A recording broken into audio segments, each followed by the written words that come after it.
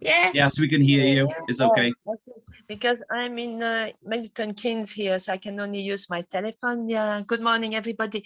I just Elliot asked me to share. We had for the Women Federation, it's an annual project that we have. It's called Young Women Speech Contest. We had the first part was in Birmingham. In each branch, we organized a speech contest. We had 7 participants in Birmingham, and it was really lovely with judge. And these young women were often children from our moms, from the peace group, or from some organization, so from different faiths and different race and different part of the world. So they compete, and we had 7 participants in July, and we have church. And then when they were deliberating, we had musical program. It was a full house. And at that time, we had from the 7 participants, we had three first, second, and third prize, but everybody could apply again to go to London. So from there, 3 young women were selected, and last Saturday I traveled to London, and we were around 15 people from Birmingham, families to support the young people, and also from different organizations. So it was really quite exciting. And finally, one of our participants got the 3rd prize, Dr. Batul, very lovely person. But it's a very beautiful project. Whatever you win or not, everybody is a winner to reach that point and to have the courage to stand up, and talk. And the topic was an environmental project about Mother Earth, to connect, to nurture, and to love. And it was just really wonderful to hear all these young people, and it really helped to empower young women, help them to develop their confidence in their speech skills, and also making friends with each other. So it's a whole alumni group coming out from there, and they keep in touch with each other. They organize other events. So it's a very, very lovely project from the Women Federation. We are trying to do every year. It's quite hard work to bring all the young people to that stage, but it's so rewarding. Yeah. Thank you very much. Thank you for listening. Lovely. Thank you for your hard work. Next, we have Aunt Ruby, who's also going to share about her Women's Federation activities. And what's amazing about Aunt Ruby is it was her 80th birthday recently, and she's still powering on, still outdoing most of us in terms of activities and service. So I'd like to welcome you up, Aunt Ruby, to share your testimony, please. You're on mute, by the way. Right. Yes. Okay. Right. Well, there's a couple I've known, an Indian couple I've known for quite a few years now, and they organize events called, well, the organization is called the Quran, and the Quran stands for knowledge-based intercommunity relationship and awareness network. And they invite people from different, not such a religious organization, but they invite different people from different cultures, different religions to join these events. And they work with arts and the theatre, and they put on plays. If anybody can join in, if they want to. I've read a few of my poems there. I've been to a couple of their events, and while I was there, I've managed to introduce myself from Women's Federation, and told them a little bit about it, but they just wanted to hear my poems. So there's people dance there, and people tell their testimonies and give short stories. It's a good event, lovely event, and it's mostly West Bengal, Cymru, Wales community engagement, and we all join together. So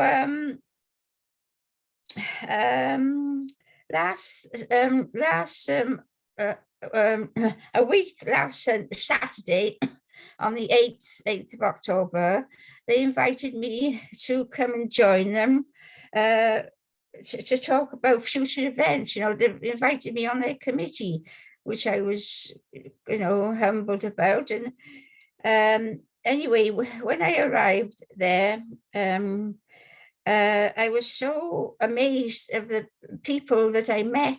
You know, there weren't many of us, but the people I did meet, they were from very, what's the word? Anyway, They were very established. Pardon? They were very established in what they Yeah, do. very established. Oh dear. Anyway, the people that know a lot of people who know a lot of other people, you know. And anyway, I only I found out while I was there that one of them was a major in the army, and Sujatha from mentoring, Dr. Kerry, who I've known for a long, long time. Dr. Kerry, she does a lot of charity work. The influential people, there were a lot of influential, and lots of business people, and you know. And anyway, also amongst these people was two policewomen, and the one policewoman, she's an engagement officer, and she organizes different talks about crime prevention, and racial abuse and hate crime. And she's Russian. I hope she's not a spy working for the police force. She reminded me of that lady in James Bond film From Russia with Love. She was like her. She's very tall and quite beautiful, really, you know. And she had this Russian accent, but she was a nice lady, of course. And the other one was just a policewoman, you know, with the police duties. So anyway, I managed to talk to them both about Women's Federation for World Peace, and they were both very interested. They were both very interested in the work we do, you know, and enthusiastic. And yeah, so they asked me to send them more literature about Women's Federation. You know, they want to get a bit involved. Well, they want to know more about us. And I mentioned to them, Women's Federation, once a month we have a webinar for a Woman of the Month. We invite different women to come and speak, and give their testimonies about their life, about the work they do, about their charities or whatever they do. So these two police women were very, very keen. They said, we'll speak. They said, so I'm inviting them. The Russian one, who was engagement officer, she's going to come and speak in December. And the other one maybe in January. But anyway, they were very keen to come and speak, you know, a Woman of the Month. So I was very, when I realized the people that were there, I was so humbled, because I didn't know what to expect at the meeting. And I was so humbled to think that they'd invited me to come to join these very important people as well, you know. And every time I go to these meetings, they always seem to respect me. Well, not me as such, but women's the work we do. You know, they respect Women's Federation and UPF very much. You know, and they thank me so much for coming. And you know, it's a very good event. And just quickly, Kalpana, another Indian lady I know, she's invited me to go to Diwali Diwali celebrations on the 6th of November in Cardiff, and it's quite a big do, the one in Cardiff. About 250 people or more come. So she's asked me to say one of my poems there, one of my poems, and it'll give me another opportunity to talk talk about who I am in a Women's Federation, and to tell them a little bit about the founder, True Mother.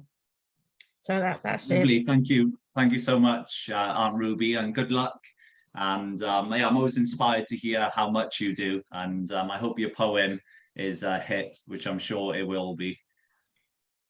Okay, so we're going to move on to the message now, which is delivered by myself. So if I load up my PowerPoint. Okay, so usually I'm the one joining Zoom calls, not the one leading them, but can you see my PowerPoint okay? You can just give me a thumbs up. Oops. Okay, super. So today I was wondering what I should share, and I've been pushed by the spirit world recently to talk more about YSP and YSP's values. I've had a strong feeling for a few months now that I need to visit other communities and deliver the same message. In January, I was asked to start YSP in the UK from scratch. The original idea was for me to be pastor of West Midlands, Wales, and then West Country. But then that changed to for me to start YSP and just focus on Wales and West Country. And then headquarters added the West Midlands into our region. So I'm not sure if that was a sneaky tactic to get me to do 4 things rather than the agreed 3. But I've agreed to it anyway, and it's worked out for the best, and I wouldn't change having a large community and YSP. So YSP stands for Youth and Students for Peace, and I've been working really hard on YSP UK. Viola and Alma have joined me on this venture, and yspuk.org is now live, where you can find more information about us, testimonies and events and services that we offer. Recently, someone said to me, "Oh, YSP is just another acronym." And to be honest with you, our church, our movement loves acronyms, and I can't disagree that it is just another acronym. But the aim of YSP is to support the United Nations in their Sustainable Development Goals. So the United Nations has an ambitious goal by 2030 that there'll be more equality, more fairness, and more justice in the world. And the way that they want to transform our world and bring positivity is through these Sustainable Development Goals. There are 17 of them. They're extremely broad, but True Mother has realized that as a community, as young people, that we need to be more active, we need to be more engaged in these areas. So YSP was founded in 2017 with the aim of supporting the United Nations in developing these 17 areas. This year, YSP received EcoStock status with the United Nations, which was a huge step for us, considering that here in Europe and the Middle East, we're still rather small. So we talk about peace a lot, whether it's in Women's Federation, UPF, Families Federation, YSP. But what is peace? So here we have 2 images. On the left, we have an image of war being over, and this can be described as a negative peace. An absence of war and an absence of conflict does not inherently mean that there is peace. On the right here, I love this image that I've selected from our interfaith service a few months ago in Cardiff.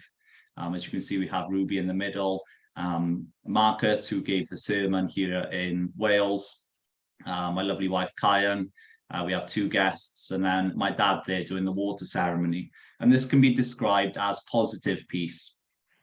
So peace where individuals, communities, families are taking active steps in promoting peace and implementing peace.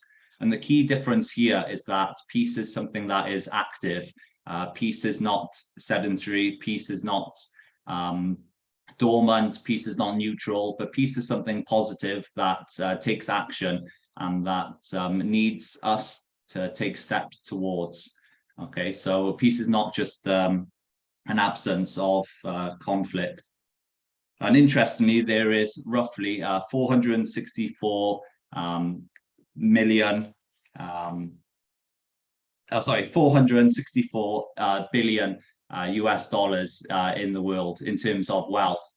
Yet we still see lots of injustices in the world. We see poverty, homelessness, gender inequalities, and we see lots of issues. Even within my own community here in Blackwood, there's stark differences in wealth and in the way people treat the environment. So I would argue that even where I live here in Blackwood, which is a small little village, that there is no peace, even though there's no war and no outward conflicts. I would argue that there's not enough active peace. There's not enough positive peace in the small community that I live in. There's not enough of us taking active steps into bettering our environment and bettering our relationships with each other. I'm sure my mum or other educators here will correct me. I tried to do a clever pun here with piece by piece. I wasn't sure which piece to put first. But the process of creating peace is a slow process, and it takes these small steps and small achievable steps in creating peace within communities and peace within the world. Roughly 14, maybe 15 years ago, Pastor Ron gave a sermon about tribal messiahship and home church. I remember he talked about this model here of starting with the individual, spreading to the community, and eventually then affecting the environment around you. And in terms of ISP, the environment is described as our ecological surroundings, our socio-economic surroundings, and the political environment that we live in. So not just the physical environment. And I remember this sermon quite starkly because up to that point then, I was expecting Pastor Ron, expecting, Aunt Ruby, my dad, who was quite strong with UPF at the time, to make the changes and to lead the changes in the community.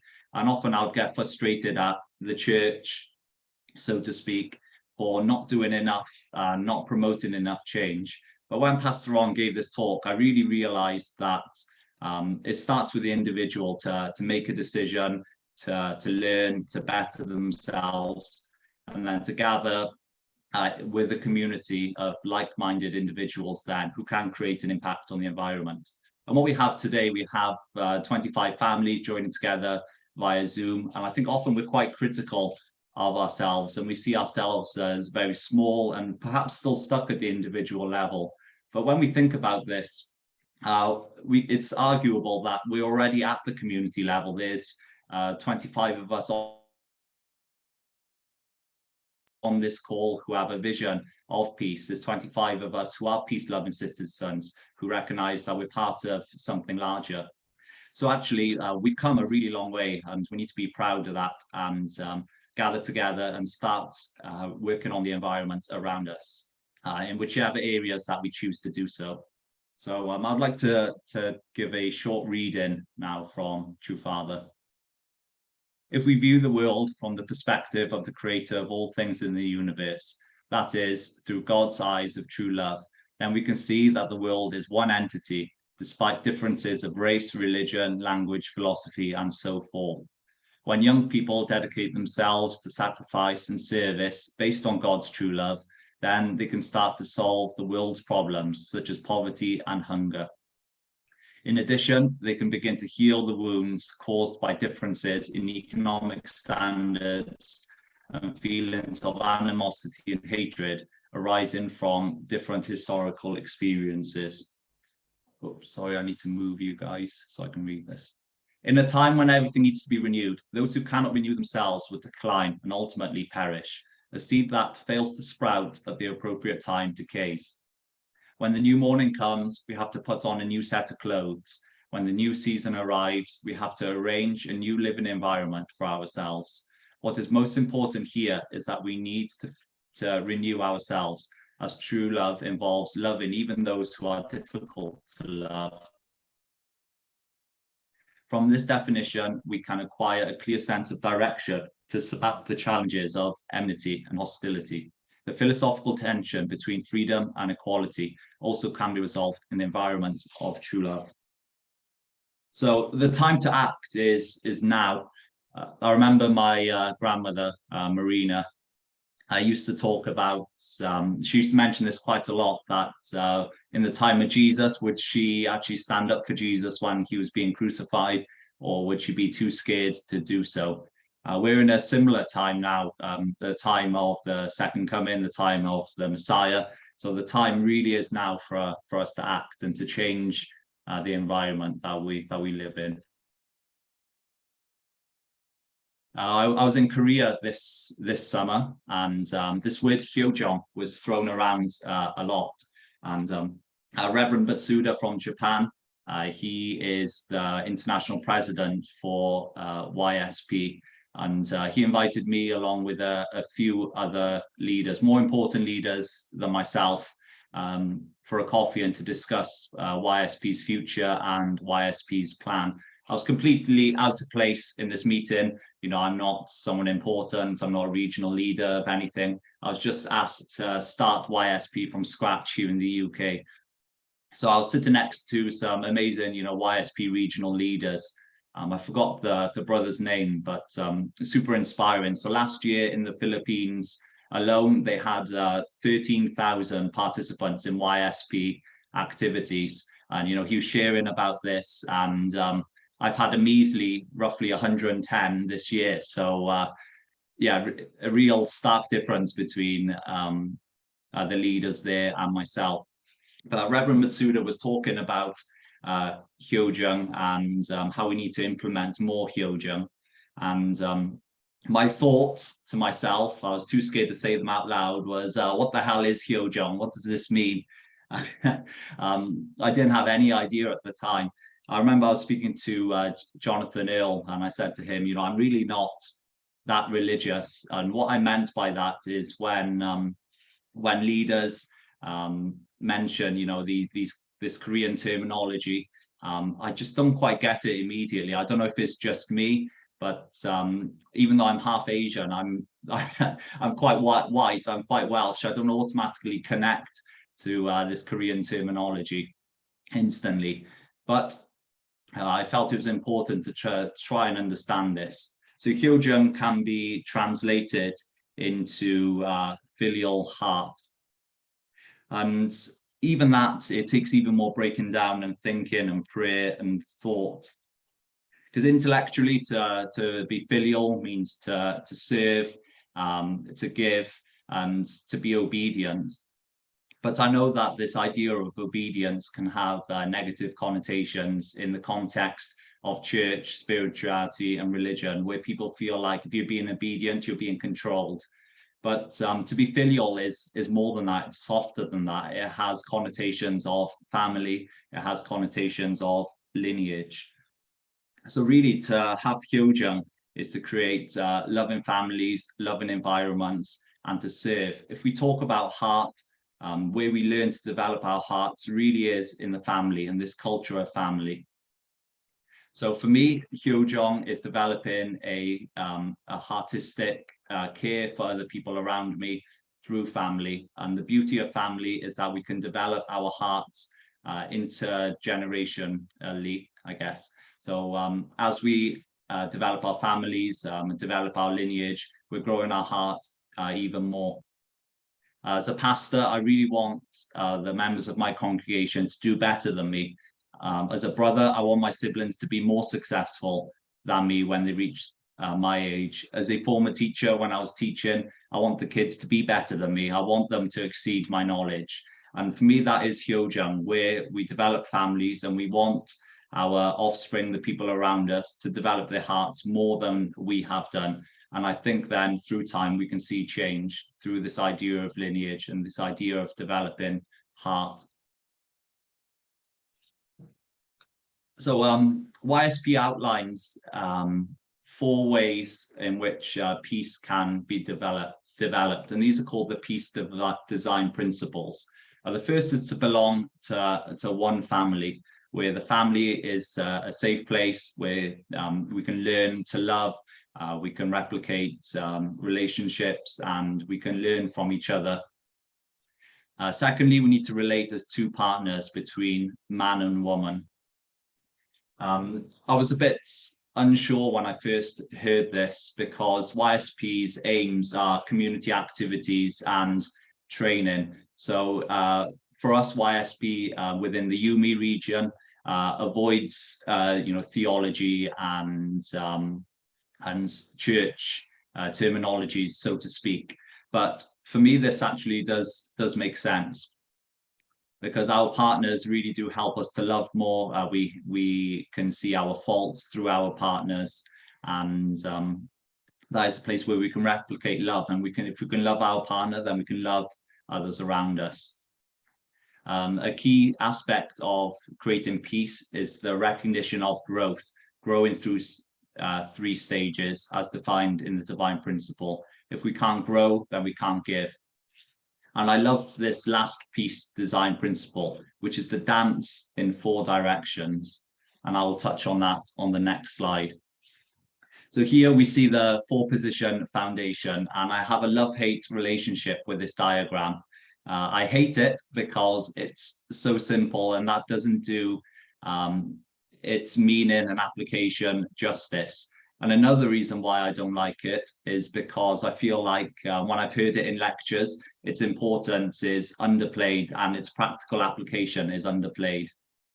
But the reason I love it is because within the family, that really is the blueprint for us to love and the blueprint for us to succeed in the things we do. So if we have God at the center and a subject and object, here it says father or mother, but as we know, that can be interchangeable. So we can have my parents in that position and me as a child or as the union. If I place myself in that position, I really am learning how to love, how to learn, how to love God, and how to implement God in my life. And through this 4-position foundation, we can move in all directions then. And I like this idea of dancing in 4 directions, because humans, we really do create our own environments and we do create our own meanings. And in social psychology, this is called ontology, which is the discussion of existence and the discussion of metaphysical existence. We create our own existences and our own realities. And as humans, we have such a big impact on each other's realities and on each other's outcomes. I was at a family meal yesterday at my parents' house, and we were just sharing about our weeks. And my mum told a story of her colleague. Now, my mum is part of a support group in a secondary school. They're called Learning Coaches, and their aim is to offer pastoral care and educational support to students who are struggling. Now, my mum said one colleague who she works with was talking to a child at the end of the day, so almost last lesson, people were ready to go home, and this one child shared that she had suicidal thoughts that day. Now, schools are very diligent, and we recognise that we have a duty of care, and that is non-negotiable. And this duty of care for students always comes first, no matter what time of day, no matter what situation. But my mum's colleague wanted to go home on time and avoid traffic. And there were no senior leaders within the team weren't available at the time for other various reasons. Now, under child protection policies, you're meant to stay with that child and report that incident immediately. This lady who wanted to go home early just kind of brushed it off and said, oh, you know, she'll be okay. So luckily nothing did happen, but we can see just, you know, from that example that we can really affect other people's lives around us. So can you imagine if that lady did nothing and then that child did follow through with her suicidal tendencies? We can see a huge injustice there. And it just highlights, how impactful that we can be on each other's lives. For example, Aunt Ruby impacts my life. All of you here have an impact on each other. So through YSP, we recognize that there are injustices in the world. If we look here for the 3 roads of recovery, we can see that injustices occur when people take a self-centered point of view, they abandon responsibility, they use others, and they justify the spreading of evil. As unificationists, we can see that these are all actions of Lucifer. And what's really interesting of the story of Adam and Eve and Lucifer is that when the story is told in Genesis, we can really see that Lucifer's actions are the first instances of evil in human existence, and they've been outlined there. As I mentioned previously, YSP doesn't outwardly talk about theology, but we know that the divine principle is true and the divine principle is real. Whether you agree with the story of Adam and Eve, I was speaking to some second generation who said, oh, we can't really prove Adam and Eve are real. Maybe, this story was made up to fit a certain narrative. But whatever stance you take, evil is real in the world, injustices happen. And these are 4 points in which we believe that injustices and evil has come about. So how can we overcome this? I had some reservations recently in a YSP meeting where we've included sexual integrity, and we're promoting sexual integrity for youth. Youth defined as 12 to 29-year-olds by the United Nations. But actually, sexual integrity is so important. If we go back to the 4-position foundation, which is the blueprint, the model of love and the model of God's purpose for us, we can take that model then and apply that to other aspects of our life. If we're organizing projects, we're in work, we're doing our hobbies, then this vision, the higher purpose, can be in that position. We unite our mind and body to take action. And sexual integrity is so important for us to unite our minds and bodies in order for us to achieve a higher purpose, whether that's creating a beautiful, loving family, or for us having control over our desires, control over ourselves to achieve a higher purpose and to see positive action. And I don't think that sexual integrity should be overlooked. If we go back to the story of Adam and Eve and the fall and these 4 ways in which evil and injustices can come about, this was because of a lack of sexual integrity and increased greed from Lucifer, as we know. So lastly, I just want to share the values of YSP. So if I go back a slide, the ways that we can recover and heal this world and train others and raise leaders up is through our values and sexual integrity. So our values are RISE, which is responsibility, integrity, service, and empathy. And I picked this infographic here of an iceberg. Responsibility and integrity are our internal goals, if you like, as human beings, as youth leaders, as people who want to make a change. So I'm particularly interested in this idea of responsibility. So what makes one person recognize that they're in charge of themselves, they need to take action, and they need to take positive steps? For example, you can have 2 people, one person is completely ignorant to the world around them, ignorant of their own development, whereas you could have someone else who recognizes that they need to take action, they need to learn, and they need to better themselves in some way. And that is the idea of responsibility, that we take ownership of ourselves. In terms of integrity, that means we recognize we take ownership of ourselves, and we practice that every single day through our actions, our thoughts, and our relationships with others. And I've chose this infographic again because this idea of responsibility and integrity is not seen by others. That's a practice personal to ourselves. And externally then, once we're responsible for ourselves, we keep our promises, and we're determined to make change. We can make change through service and empathy, which is external. Service being serving others, giving to others, living for the sake of others, and empathy, understanding what the other person needs so that this service can be directed in a meaningful way. One of my biggest failings as a teacher was when I was a newly qualified teacher. I was put in a really rough school local to myself. And I was covering a maternity leave where the teacher left halfway through the year. And it was my expectation that I teach those kids for half a year in year 2. And then I teach them for half a year going into year 3 then, which is quite a difficult transition for lots of children. But I was in this school and there was a girl in my class. She was the oldest of 3 children and her mother died giving birth to the youngest child. So she lived with her dad and her granddad.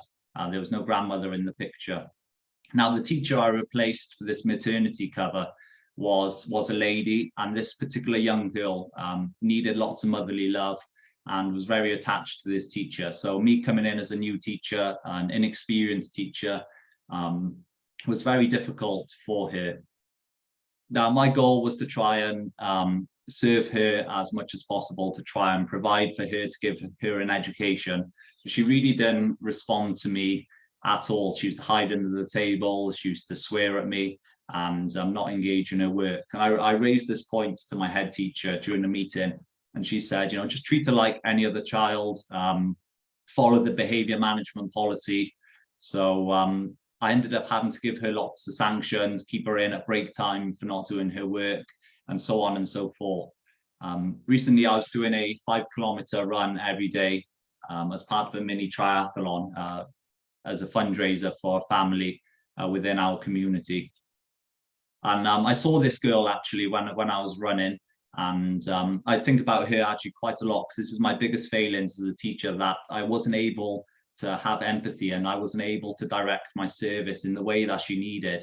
I was very fatherly with her, very harsh, keeping her in at lunch times. And I remember she used to cry a lot, to be really unhappy.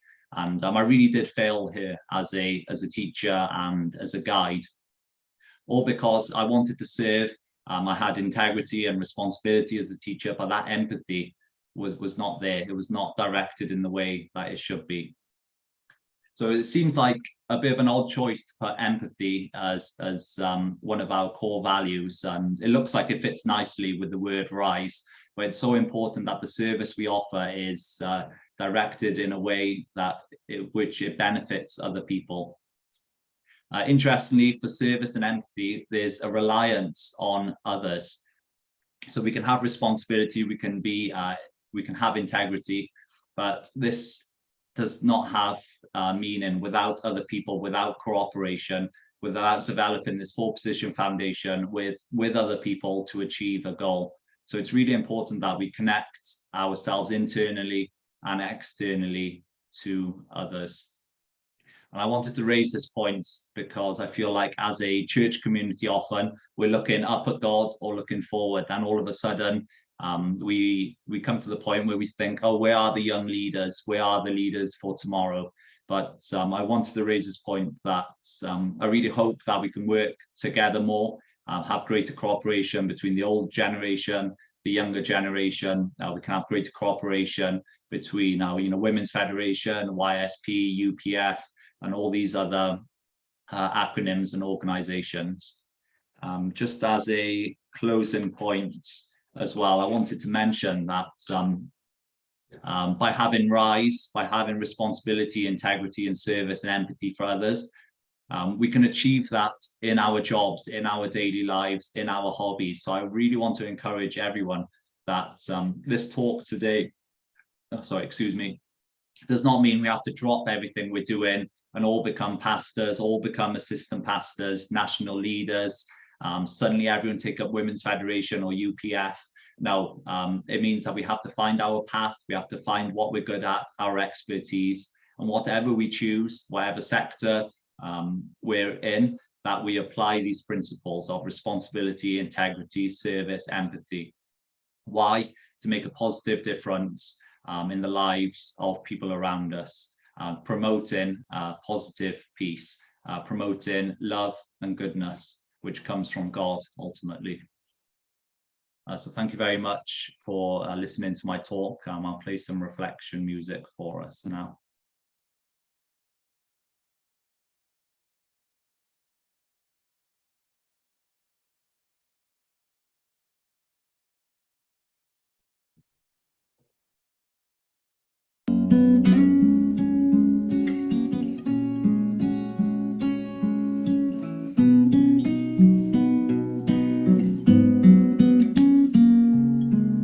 Look at me, I will never pass for a perfect bride or a perfect daughter. Can it be? I'm not meant to play this part. Now I see that if I were truly to be myself, I would break my family's heart.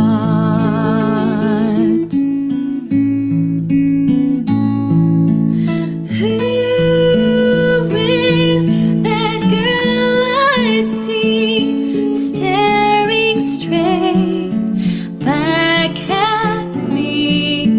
When will my reflection show who I am inside?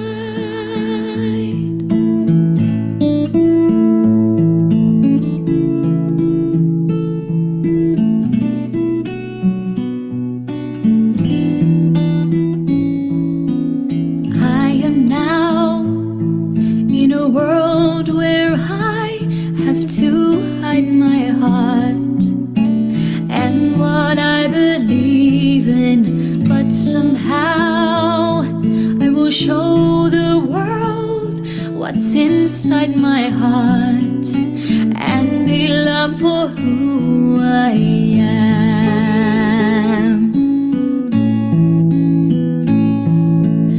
Who is that girl I see staring straight back at me? Why is my reflection someone I don't know? Must I pretend that I'm someone else for all time? When will my reflection show who I am inside?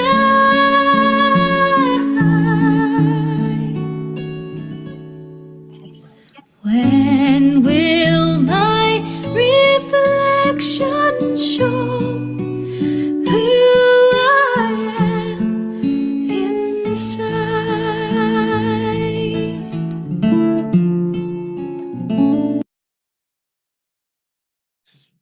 Okay, can I ask, Mum, do you mind giving a closing prayer before we go into a 10-minute breakout room, please? Okay, let's pray. Our dearest Heavenly Parents, we thank you so much that today we can gather together, brothers and sisters, over a wide area. We can join together. We want to really connect with one another so that we can be really a force for good in this world. We reflect on ourselves. We can see that actually we fall quite short of the goal. We fall quite short of the people that we want to be. But at the same time, we really want to promise that we keep striving every day, every week, every month, every year of our lives, as we draw closer and closer to the end of the road for us on the physical earth. Wherever we are along that path, we really want to make our lives a legacy and a testimony to your love and to your goodness. Dearest parents, we look around us, we see so much pain in the world, we see so much sadness, we see so much grief, so many people lost, that sometimes we feel lost in darkness. But we really pray that we can keep striving, that we can keep moving forward, that we can keep holding this dream in our hearts. Yes, to be responsible, to have integrity, to really have those fundamental foundations for our lives in a really real way, so that we can live a life of service and empathy, and in service and empathy that we can really become a light in the world. We thank you so much for these words, and we pray that really we can embody them, that they can become alive in our lives and alive in our hearts. Heavenly Father, this becomes your love to the world. This becomes your blessing to the world. And we want so much to become a part of that. We want so much to become really a part of you in a physical manifestation, in a physical dimension. We thank you so much for your love. We thank you so much that we can be brought safely to the beginning of a new week. We pray health and happiness and joy and peace to all our brothers and sisters, especially those who are maybe not so well. Some in our region now have COVID or other flus and viruses. We really pray that we can be healthy, that we can be happy, and that we can use everything in our power to really shine your light in this world. We thank you so much. We pray together as brothers and sisters, offer our hearts and our love and our gratitude to you. These things we pray in our names all together, our Jew. Lovely, thank you very much for that prayer. So I'll put us into breakout rooms now for those who want to stay. The discussion question is, what made you take responsibility? As I mentioned in the talk, I'm particularly interested in why some people gain this responsibility, where it comes from, and where others completely don't acknowledge responsibility. So if you like, in our breakout rooms, this is time to share what motivated you in your lives. So bear with me 1 second while I put us into breakout rooms. So there's 5 breakout rooms that sign automatically. If you'd like to leave at this point, then you're free to. But if you'd like to stay for fellowship and sharing, then I'd encourage you to stay.